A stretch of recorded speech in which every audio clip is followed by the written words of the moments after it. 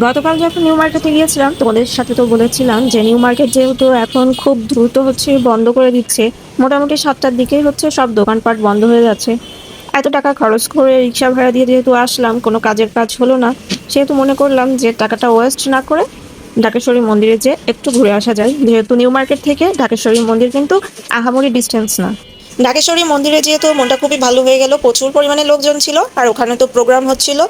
আমাদের হচ্ছে নববর্ষের বিভিন্ন ঐতিহ্যবাহী তোমার হচ্ছে হাতের কাজ বিভিন্ন প্রোগ্রাম নিয়ে ওখানে অনুষ্ঠান হচ্ছে দেখছিলাম। গান বাজনা হচ্ছে, নাচ হচ্ছে ছোট বাচ্চাদের। তো যাওয়ার পর তো মনটা আসলেই খুব ভালো হয়ে গেল। ঢাকেশ্বরী মন্দিরে যে পহেলা বৈশাখের পরের দিন এত সুন্দর আয়োজন হয়, আমি মানে এই ফার্স্ট আমি হচ্ছে গিয়েছি মন্দিরে। আর এত আয়োজন এত লোকজন আমি জানতাম না। আর মন্দিরটা সাজানো ছিল কিন্তু কোনো ফুল টুল দিয়ে না, পুরোটাই সাজানো ছিল বাংলার ঐতিহ্যবাহী বিভিন্ন ধরনের সামগ্রী দিয়ে। দেখেই যেন মনটা জুড়িয়ে গেল।